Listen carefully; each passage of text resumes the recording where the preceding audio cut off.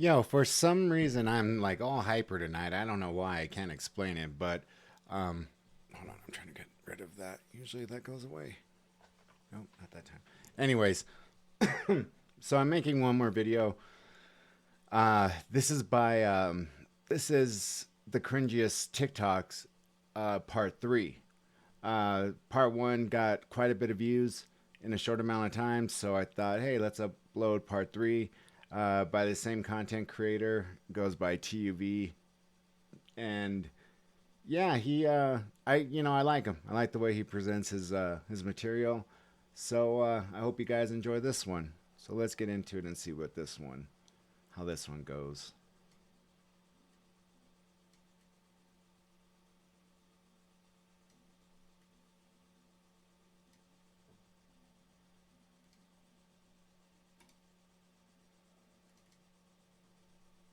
Wow.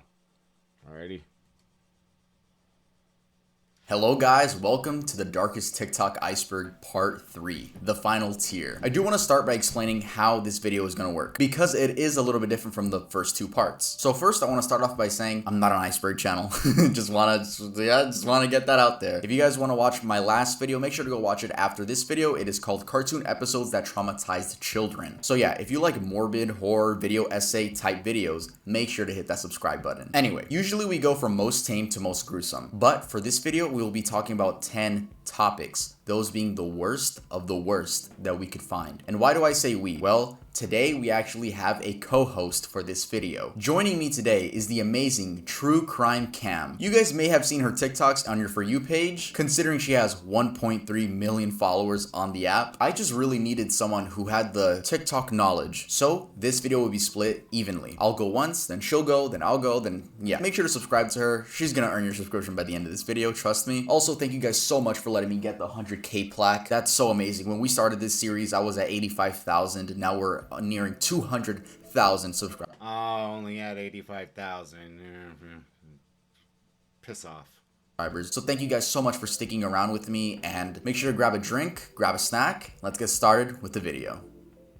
Jonathan G. Now, Jonathan G is Jonathan Melindo. I don't want to say his actual name, simply because I think YouTube demonetizes whenever you say his name. That's why we're gonna go with Jonathan G. You guys most likely have heard of this, but let's keep talking about it. Jonathan G was a TikTok account that appeared in 2020, but the original account has since been banned. To understand exactly who and what Jonathan G is, first we have to go back to 2016 and inform ourselves about the Blue Whale Challenge. The Blue Whale Challenge began in Russia and was basically this game where anonymous users on the internet would manipulate young teenagers into themselves. The challenge would last for 50 days and you were supposed to do one challenge a day. The last challenge involved jumping off of a high building. It is believed that Rina Palenkova was the first victim of this horrible game. We spoke briefly about her in part 2. This happened again in 2019 with the infamous Momo picture, which I can't show or else this video would get demonetized. YouTube does not like this image because of just how controversial and popular it became and the negative connotation it carried with it. Then in 2020, the same type of challenge returned, but in the form of Jonathan G. So, where was the first sighting? Apparently, the first sighting of any of these accounts was on TikTok, going under the username @JonathanG54. Eventually, more and more people began adopting this Jonathan G persona. These people would message others on TikTok, Instagram, Twitter, and Discord, and force them to play their game. Yes, this game involved harming yourself and eventually committing.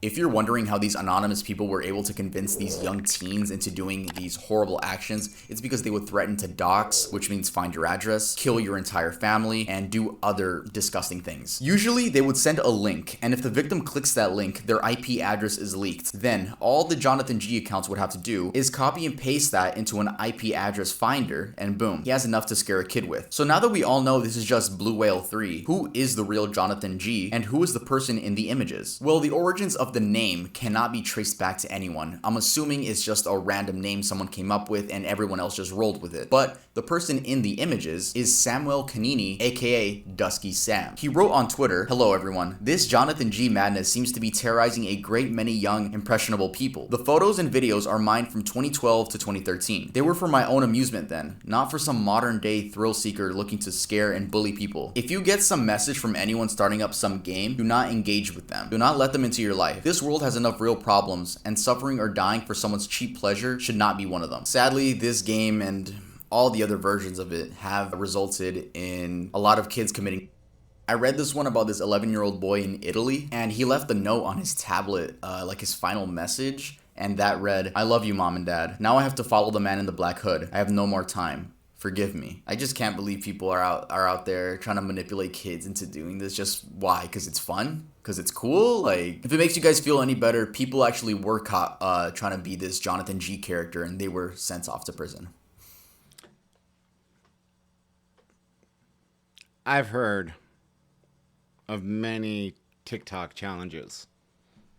I don't know if I made a video about it or if I was planning on making a video about it and just didn't get around to it.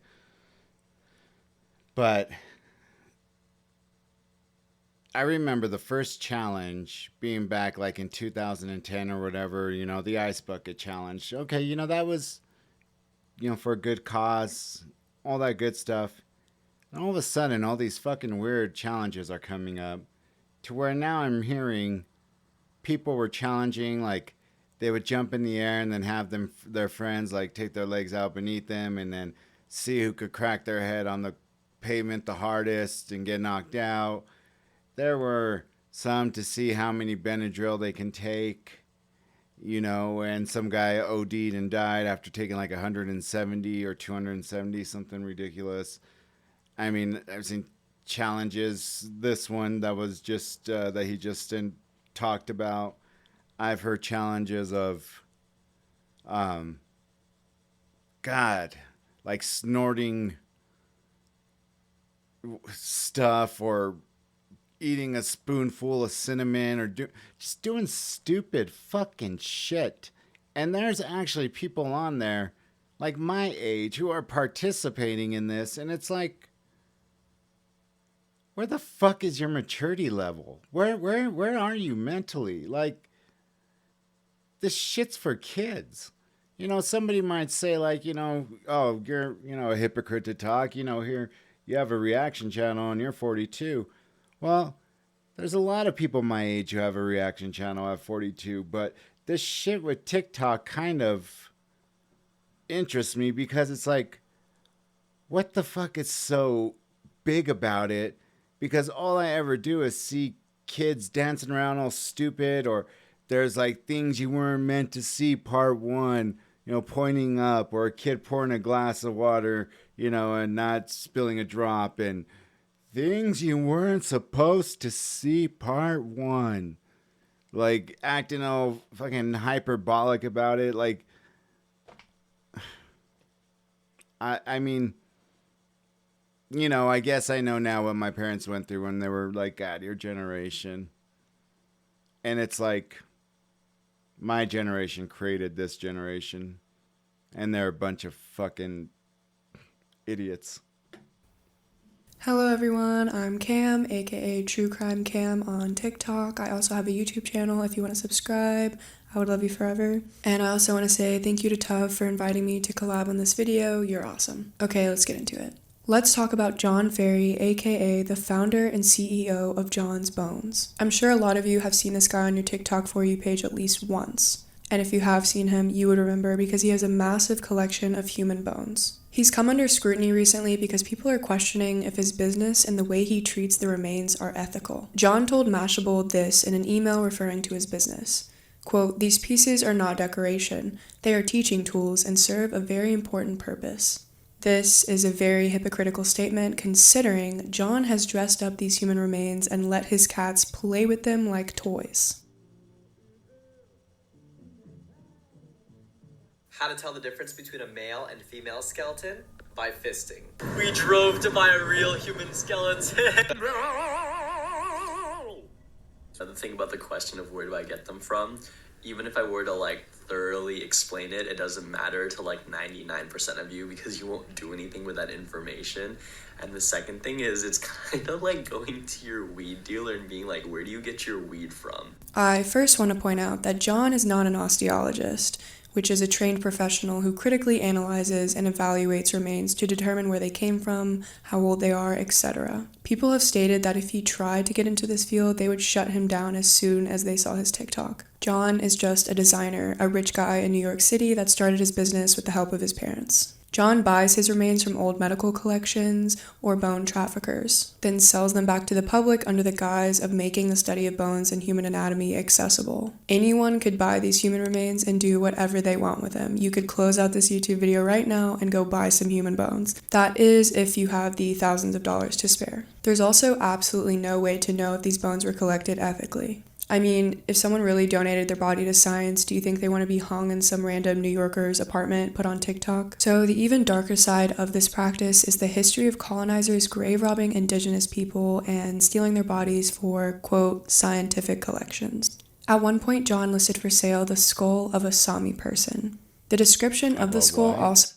John listed for sale the skull of a Sami person. The description of the skull also included a slur in reference to the group. Once people found out, he quickly removed it from his website and didn't address it. To give some background, Sami people were routinely collected during the 19th and 20th centuries through grave robberies, excavations, and trade, none of which the Sami people agreed to nor wanted. Specifically, during the 1950s, 25 skulls were exhumed and examined to test racial theories. It wasn't until August of 2019 the Swedish History Museum finally returned the remains of indigenous Sami people to their original burial grounds. I want to end this topic by reading a direct quote from the Pedestrian article written by this individual. Quote, "Black, indigenous, and other ethnic bodies are not props for art. They are not objects to be pillaged and dissected by anyone. They are not exhibitions to be consumed and sold. They belong to real people who were victimized, and we shouldn't be okay with the private trade of these bones, which people have no ethical right to procure in an industry built on racism and violence." Gemini, corrected. Okay, so in part 2, I spoke about Gemini and Daniel Larson. I got some backlash for my bad research from a very serious Papa Gut. We spoke in DMs and I even popped into his stream and we had a very nice and wholesome conversation about the topics that I messed up on. He was extremely nice when educating me on both situations, but today we will only be talking about the Gemini situation, not the Daniel Larson one. Reason being, I was planning on talking about both Gemini and Daniel Larson and correcting both, but Daniel Larson, or at least I think it's him, left this disturbing comment under Papa Gut's video which made me say, you know what, I'm not sticking my head any further down this rabbit hole. I spoke to Papa Gut in DMs and he agreed that that situation is just kind of getting out of hand at this point. So if you guys want to know more about that specific situation, make sure to go to Papa Gut's channel. He has a bunch of videos about Daniel Larson. Anyway, back to the Gemini situation. In part 2, it seemed like I almost downplayed the Gemini situation. By the way, if you guys go back to the video is updated. Those 2 segments are actually trimmed out of the video. It seemed like I downplayed the situation, which is something I would never want to do. I mean, we're talking about the R word here. I would never want to downplay that. I was telling Papa Gut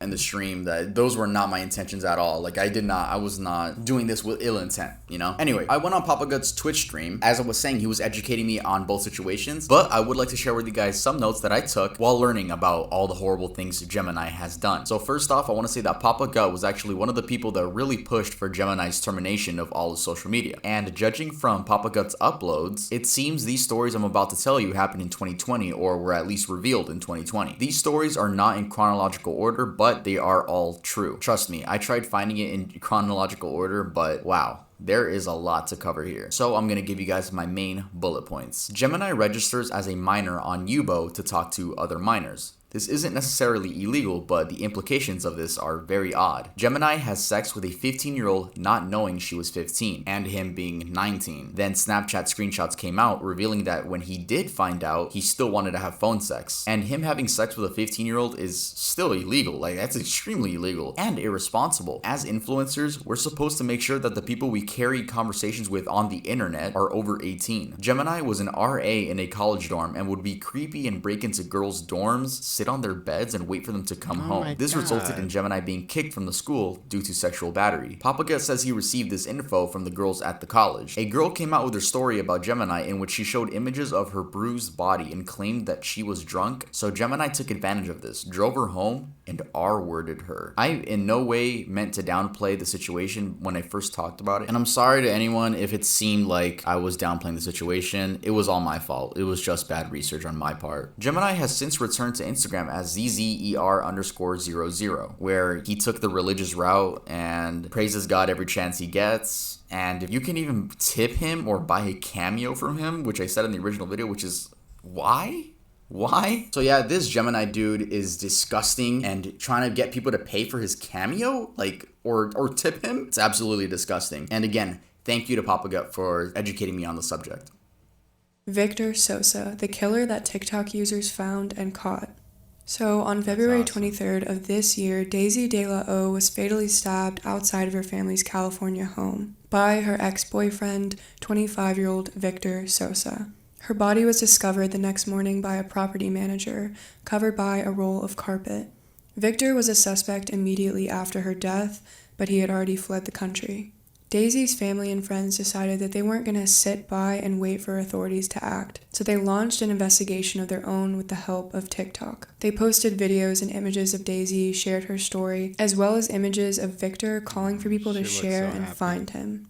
They used the hashtag #JusticeForDaisy. Luckily, the videos landed on the right For You pages, and tips started rushing in. Victor Sosa had been spotted working at a bar in Mexico called Papa's and Beer. The person who sent this I've tip heard in about said this, that I Victor think. had been working at this bar for weeks and was living his best life like nothing ever happened. The tips were confirmed by authorities, and Victor was arrested on July 2nd. Good. He was transported Piece of back to fucking LA and shit. pleaded not guilty to the murder of Daisy. Daisy had ended her relationship with Victor just weeks before her murder because he had allegedly been abusing her. Victor then texted her, convinced her to come outside, and that was the last time she ever saw her family. Daisy's mother, Susanna, told the media this, quote, "He took a part of my soul and I can never get it back until I reunite with her again. I hope he remembers my daughter's face every single minute of his life. I hope he rots in jail and never hurts anybody else." Amen. Susanna wants justice for her daughter and hopes by telling Daisy's story that other young women will find the strength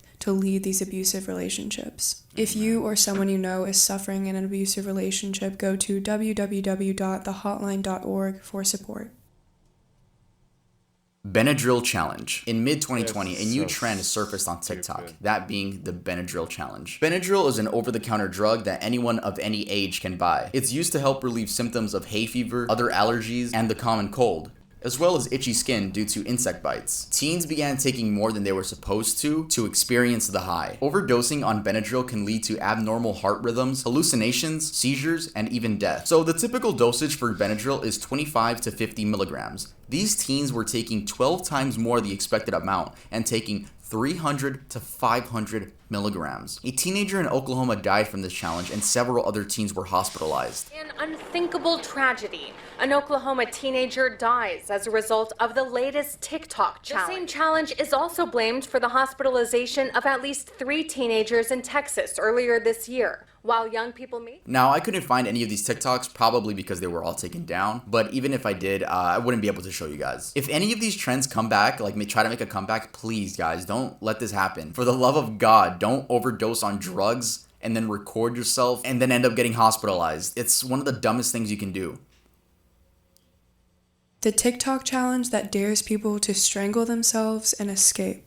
This challenge has been referred to as the blackout challenge, the game of choking, and speed dreaming. Even though this is public information, because this child is so young, I'm going to be referring to him as Junior. In June of this year, a young boy was found unresponsive in his room with a belt around his neck. His family rushed him to the hospital where he was pronounced deceased. In an interview, Junior's family said, quote, "It wasn't until later on that we found out there was some type of video on TikTok letting kids know how to strangle yourself. But he's 7 years old, so how is he going to get out of it? A spokesperson from TikTok has since said that the challenge has been banned from the platform. Junior's family encouraged parents to block various social media sites and educate themselves about what could be lurking behind their kid's screen. The effect of TikTok's blackout challenge reached far beyond the United States. In January of this year, Italian authorities launched an investigation into the death of a 10-year-old girl who participated in the challenge. The girl was discovered by her younger sister in the bathroom. Authorities then seized the young girl's phone. In an interview, the girl's family said, quote, "We didn't know she was participating in this game. We knew that she went on TikTok for dances,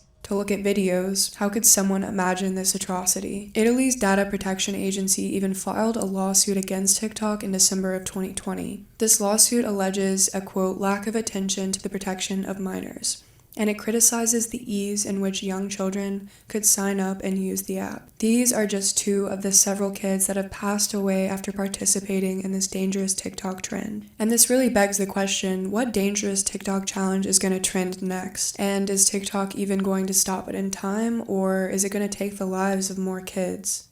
Zombie Woman is not Marilyn Stanley. In part 1, we spoke about a woman in Seattle, Washington who was clearly in distress. Many of you were telling me in the comments that the woman in the video is a woman by the name of Marilyn Stanley. At first, I thought so too, but after more research, these two cases are actually completely separate. These are not the same people. The Marilyn Stanley case took place in Kentucky in 2017, and she was not recorded by anyone. The story goes that this woman was in an abusive relationship with her then boyfriend, named Zachary. Throughout the relationship, he would beat her, and she didn't leave because he threatened to kill her if she tried. Eventually, she was over at his house, and out of nowhere, he punched her repeatedly in the face. She sobbed and said, "Why are you doing this?" And he said it was because of a Facebook post. She was tagged in a post by some random guy, and Zachary ended up seeing that. But the guy wasn't so random. Marilyn actually went to the park with her son and her female friend. That random guy just so happened to be a friend of her female friend, and he just came up saying hi, you know. I guess they ended up taking a group picture where then he tagged her. He dragged her to his bedroom and continued beating her. Then his pit bull came and bit half of Marilyn's ear off. She blacked out and woke up to Zachary smirking, and he said, "Look at you. You're bald. Now nobody's gonna want you. Go look at yourself in the mirror." She describes going to the mirror, but only seeing her bloody head. Didn't think much of it at the time. I mean, the adrenaline in you and you just want to escape. He then continued beating her for another 2 hours straight. And this dude had the audacity to drop her off at her mom's house so her mom could see her. And then he just drove off. So then her mom drove her to the hospital, gonna call the police now. And Zachary, he ended up blaming the scalping on his dog. But detectives were able to find out that the knife he used had scalp on it. So it was obviously him that did that to her to make sure that she wouldn't be able to find a boyfriend in the future. And sadly, the pit bull was euthanized. This idiot ended up getting 20 years in prison, which, bro, honestly, I think we can all agree he deserves a lot more. And sadly, Marilyn has to wear wigs now since she cannot grow hair at the top of her head anymore.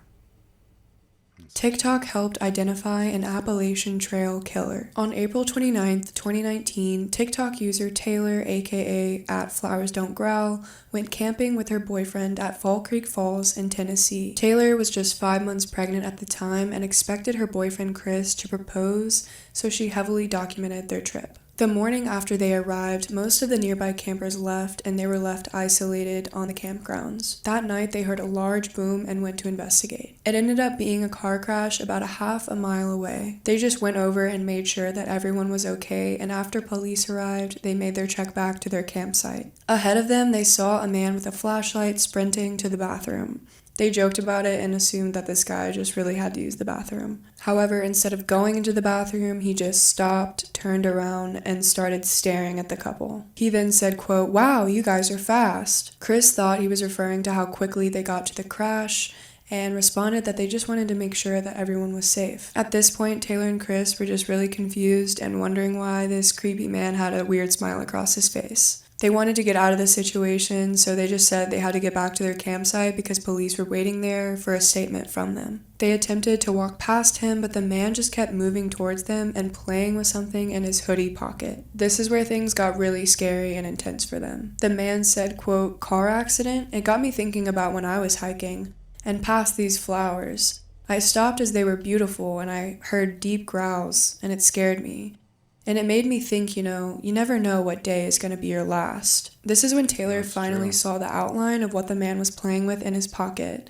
It was a knife. She told Chris to run and screamed, quote, "Flowers don't growl," hence her TikTok name now. She and her boyfriend took off and the man started chasing them. They ran back to the crash site where luckily officers were still on the scene. The man must have been scared by the police lights because he just eventually wandered off and faded into the darkness. An officer accompanied them back to their campsite so they could gather their belongings and get the heck out of there. A whole year went by and there was no word from authorities on who this mysterious man was and why he tried to kill them. So Taylor went to TikTok to post her story and share her terrifying experience. Her videos went viral, and Taylor learned not only the identity of the man, but the fact that he had killed someone just 2 weeks after they had crossed paths. A month after Taylor and Chris's scare in May of 2019, Ronald S. Sanchez Jr. hiked the Appalachian Trail. On the 10th, just 2 weeks after Taylor and Chris were nearly killed, Ronald made it to Southwest Virginia. This is where Ronald ran into the man that attempted to murder Taylor and Chris, who was later identified as James L. Jordan.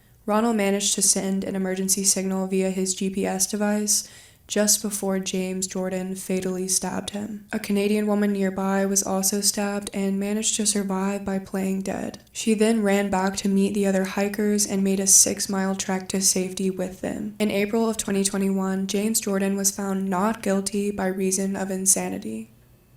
Of course, why not? Devious lick trend. The devious lick trend is the most recent trend that I'm going to be talking about, and it's so recent in fact that it's happening as this video is going to be uploaded. In case you don't know, hitting a lick means robbing someone or robbing a certain place. Shout out to GTA for teaching me that. Basically, high schoolers are stealing things from their school, bringing it home, and posting it on TikTok like it's some sort of achievement. At first, they were stealing things like the clock in the classroom wall, calculators, expo markers, but as time went on, kids began stealing things of way more value. Why? For shock, humor, and TikTok likes. They have stolen things like water fountains, fire extinguishers, bathroom mirrors, security cameras, hand sanitizer dispensers, toilets, and so much more. Not only this, but kids began just basically destroying the inside of their bathrooms, just making it a living hell for all of the staff and janitors. This trend has actually forced schools to remove the bathroom doors, go on lockdown, make announcements, and overall just super glue everything to their facilities. I'm just kidding, that last part was a joke. They don't have to super glue. I don't know how vandalizing and committing theft is a trend now, and especially the fact that you snitch on yourself when you post about it. We only have 3 months left in 2021, and I won't be surprised if there's one more stupid trend just squeezed in there, maybe even 2,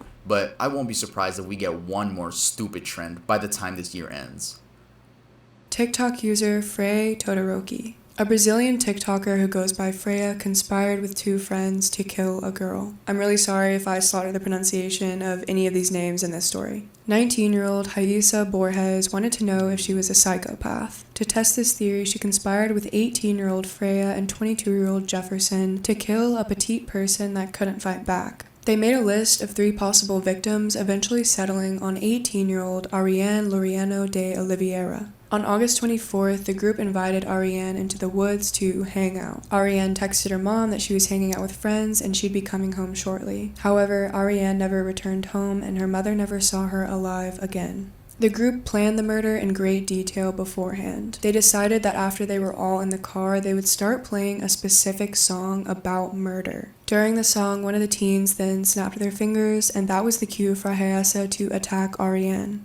Raíssa then started to strangle Ariane, but ultimately couldn't kill her alone. That's when Freya and Jefferson joined in. As Ariane passed out, they stopped her 3 times to make sure that she was gone. The group then disposed of her body in the woods and fled. Ariane's body was discovered a week later on the 31st after reports of a foul odor came to authorities. On September 16th, authorities arrested Raíssa, Freya, and Jefferson, and this case is still ongoing.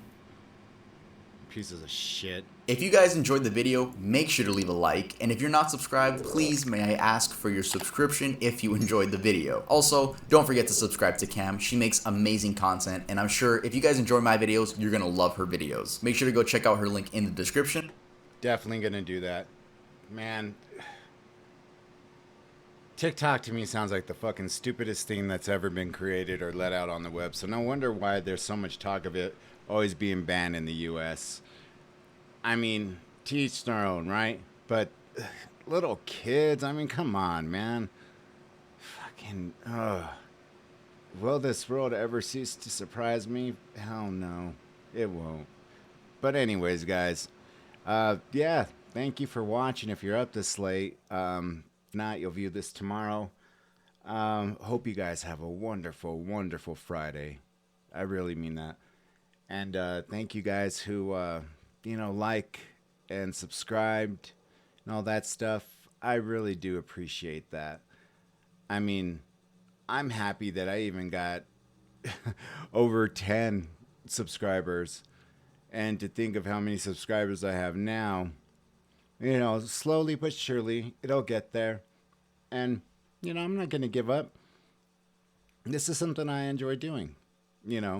I'll do my little exercises and then, I'll come home and I'll put out like 2-3 videos a night. Sometimes one, sometimes a couple, just depending on how the night goes. But for the most part, I enjoy doing this. And the thing that I enjoy is seeing when people, view my content or or comment on it or, like it. Just, I mean, that's like a high, I would say, in a way, like, yes, that's so awesome. That's so cool. And even if it's negative, if I get trolls or whatever, I'll still like their stuff. And, it doesn't bother me.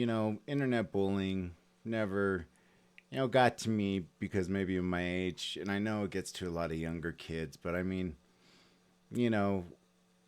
what more can people, people always try to find a way to bring you down no matter what. So I just try to stay positive in all my posts. And yeah, sometimes I get very animated about certain things that I'm like, I can't believe that fucking shit happened. And yeah, I could get a mouth on me, but guys, forgive me for that. It's just me being human. And again, thank you guys for watching. If you liked the video, press like. If you dislike, tell me why. Maybe I can improve on something. But at the behest of my subscribers, I did open a Twitter account, which is Francisco 213 and 3 1s. And it looks like my other account's still open even though they messed up on it. And it's Francisco, R as in Robert, Z as in Zebra, capital I for the third. I have a twin brother who's a piece of shit. And I'm the third, so hence the third. I also have an Instagram, which is Cisco213RZ. Let me double check that.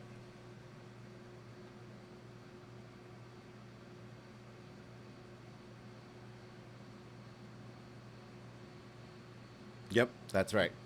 So if you guys feel like following me, feel free to go on there. Give me some suggestions as well.